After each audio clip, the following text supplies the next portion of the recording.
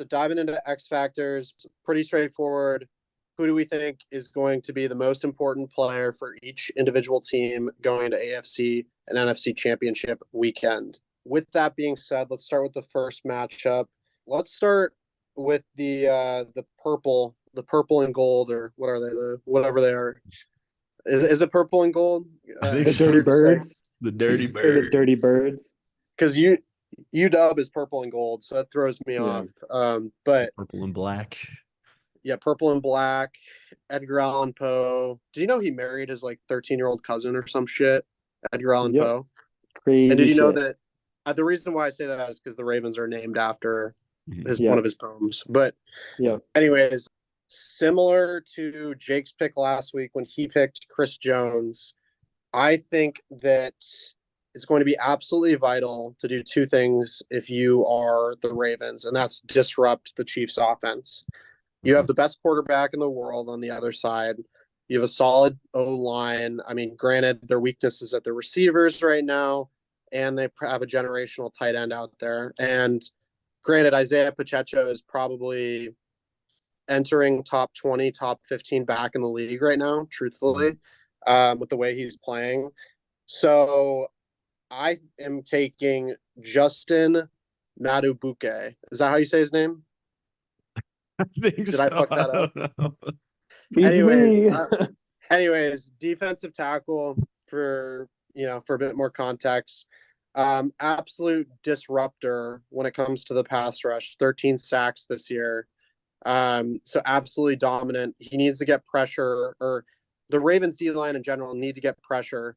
And the reason why I pick him over someone like Clowney on the outside is because it's going to be a lot of work to not only put pressure on Patty, but also be able to stuff Isaiah Pacheco and shut down that run game. Whatever happens there, we'll see. But Colin, you want to go into your pick?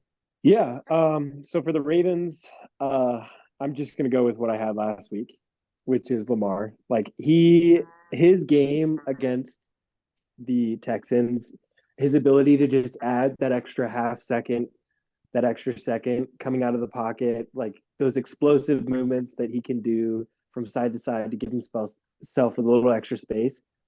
Um, I mean that was a difference. They absolutely dominated offensively. No, I like both your picks. I like Cam, you talking about the D tackle too. I think this is going to be a more defensive game than people are thinking, because obviously the highlights of both of these teams are they have two of the best quarterbacks. That kind of goes into my pick for the Ravens.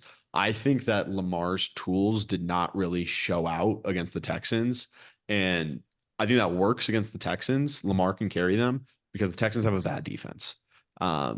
And granted, the Texans don't have necessarily a great run game either, so it's kind of harder for them to do comebacks when they become one-dimensional against a good defense like the Ravens. But going against the Chiefs have Steve Spagnuolo as their defensive coordinator. He's a lot better, and their defense is a lot better than the Texans is. So I don't think Lamar is going to necessarily be able to carry this team. So I have a little bit of an interesting pick because I picked a backup. Um, I picked Isaiah Likely, their tight end, who's backing up Nice. for Mark Andrews, who's out for the season. I think something I've 346 minutes later. I think they're gonna Yeah.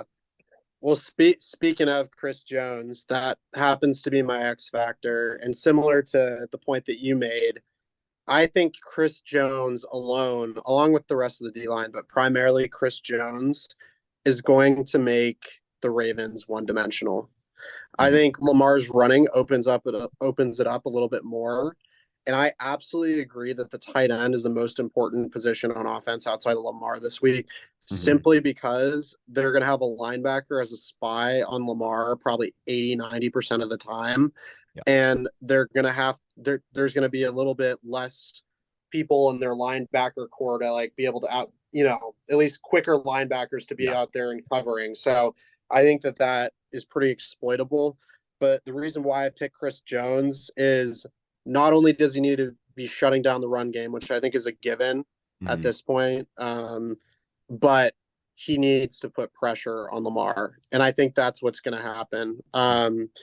And I think that that's what ultimately could win the Chiefs the game. Is I think it's going to come down to who gets more stops that I think will decide the game. So I agree with what you were saying, Jake, as far as defensive, it being defensive minded this week. Yeah, well, I'm on the opposite end offensively, but I did also have a backup, seeing as though Pacheco is listed as questionable on the Chiefs depth chart right now. I am picking Clyde Edwards Hilaire. I believe that's how you pronounce it, Edwards Hilaire Yep. for Kansas City. I think they've got to get their run game going, just with the dynamism of the Ravens offense on the other side. So it's going to be important for him to have a really great game, considering the pressure now falls on his shoulders. So If Yeah. Pacheco's out. yeah, Pacheco's if he's out, obviously it is. Well, he's If. questionable. Yeah. Okay. I had Isaiah Pacheco, so that is news to me. But it kind of, I could roll into Clyde Edwards-Helaire as well. I think one of the X factors I think is going to be, and I think this is why the Chiefs have done so well, or one of the reasons why they've done so well over the last few years, is for how explosive their offense is. They're also excellent at time management. They are great at slowing down and burning the clock. And that's why I think Pacheco or Hilaire, whichever it might be, they're going to play a big part. Because if they get a lead, they're going to keep it. I think with the Ravens, they have similar thing to I think the Niners. They've been blowing teams out, but they don't really have a running back right now. I mean, Gus Edwards is good in like goal line situations, but Edwards and Justice Hill, neither of them are workhorse backs. So it's kind of, how do you burn clock when your quarterback is your main rushing threat? Lamar's You a don't wanna running run back. Yeah, you don't want to make him run. Yeah, I was gonna He's gonna say. get hurt. So it's kind of tough. So I think the Chiefs can control the clock a little better with whichever rusher they have going. And I think it's also, obviously, as a defensive coordinator, you can't help but game plan more for the passing game, more for shutting down Patrick Mahomes, Travis Kelce, then you're probably going to game plan for stopping the run. So on that note, Jake, I think I'm getting a vibe as to who you're going to pick in this matchup. Who are you taking this weekend in the AFC? Dude, this makes me want to fucking shoot myself. So the But Chiefs. I think the Chiefs are going to do it. Just my thing is, the Chiefs get out to a 14-0 lead. I think the game's over. The Ravens get out to a 14-0 lead. I'm like, when's he coming? When's Mo? Yeah. Yeah. It's inevitable, right? Yeah. It's like, when's Kermit coming, dude?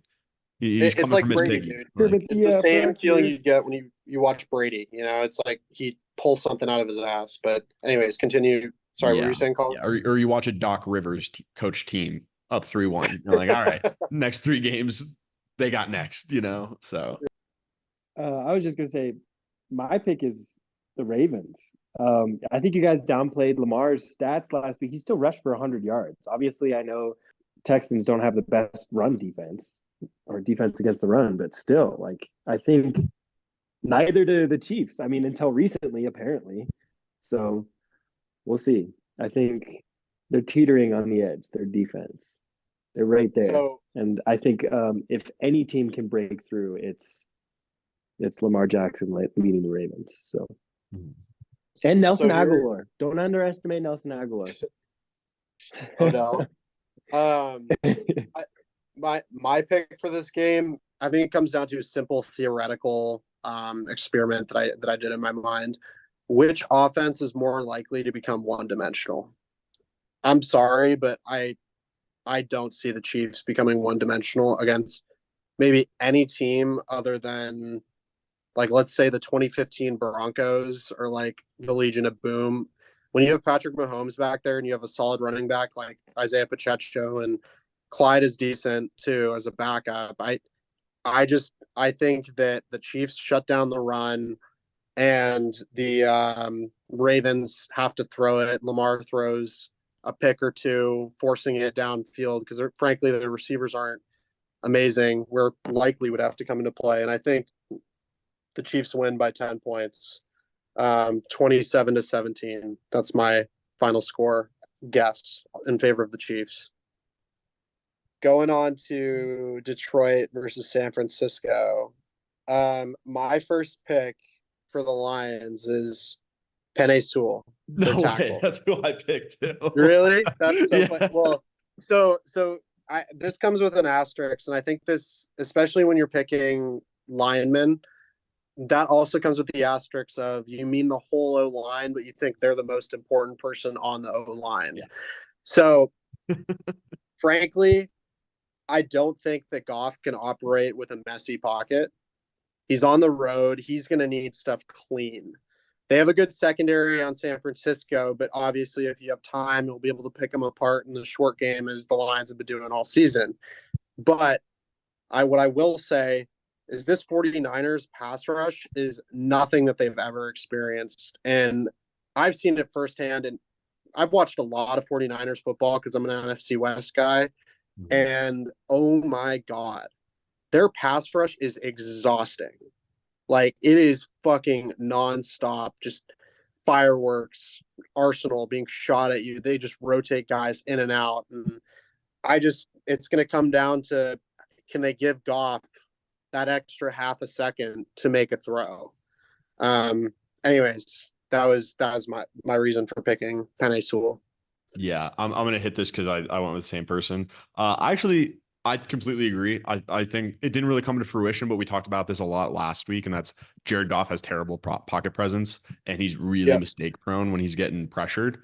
But I actually picked him for the other side of the coin. So I picked Penei Sewell because of the rushing game.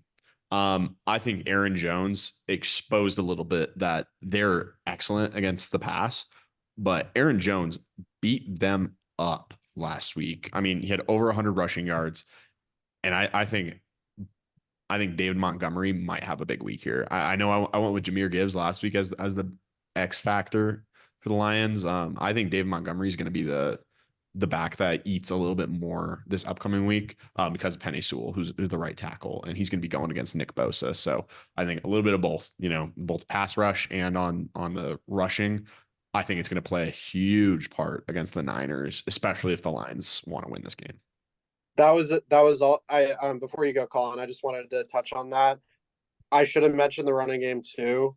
I knew that was going to be a part of it as well. Like, that was part of my reason why I picked Penei Sewell.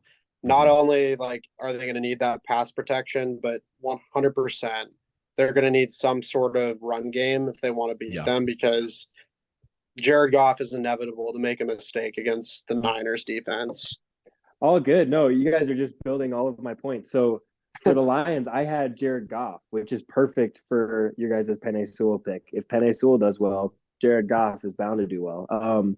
I believe if he has I believe the magic number is 230 yards passing. I think they win the game. And also, to that point, limiting him to under 250 yards passing. To your guys' point, I think their run game needs to be really strong because they're going to need to score against the 49ers. Obviously, Brock Purdy's been struggling, but I think that he can pull it out. Mm-hmm. And to your guys' points about the defense for the 49ers, I'll just swing it around back to your guys' 49ers picks. I had Nick Bosa again. Okay. I just think that between Jared Goff and Nick Bosa, I think they're kind of like the perfect balance between the two teams for me in my picks, just because I know if Nick Bosa is pressuring Jared Goff, he's not going to get, I guarantee you, if Nick Bosa gets 1 or 1.5 sacks, if Jared Goff is sacked 2 times in the first half, he will not get 200 yards passing. I think he's going to fumble it the whole thing. To your guys' point, he's just going to crumble. He doesn't have very good pocket presence, pocket awareness. Mm-hmm. So, yeah, it's going to turn ugly if it's 2 sacks in the first half. I think he starts forcing the ball after that and leads to some turnovers. I agree, Colin. I picked Fred Warner. Kind of similar thing to your point. Like, Fred Warner is more of an in the middle. He does not blitz. That's one of his things. Is he's only gotten 2.5 sacks this year, so he's not much of a blitzer. But He's with an Sam incredible Laporta, zone player. Oh my yeah, god. yeah, I mean, they don't need to blitz. Let's be real. no, Yeah. no, but they're going to need him in the middle, cutting off a lot of those curl routes and crossing routes with Sam Laporta. Also, because I think David Montgomery's going to have a big week, they need him to be there as reinforcements for the middle of the field because they're pretty good on the outside for containment. They're going to need a little bit more up the middle. And then he's also just the vocal leader. Yeah, so both your points, I absolutely agree. I think the Niners defense is going to be really important. But I think last week told us a lot about the Niners offense. And if there's no Deebo Samuel, if the Lions can get pressure on Brock Purdy, and I know these are a lot of ifs, but I wanted to throw in a little bit of a curveball. I'm going to need Trent Williams / the 49ers O-line to step up. When people are getting pressure on Brock Purdy, he's just not the same player. He isn't. And I mean, you could say that about any player, but he likes to sit back there, have his shots, and I think people give him a little too much shit. He does check downs. Yeah, he does a lot of check downs, but he makes some good fucking throws. The reason why he can make a lot of those throws in the pocket is because he has Trent Williams on that O-line and probably the best O-line in football right now. And I don't see if they're getting consistent pressure on him for them to have a successful day offensively.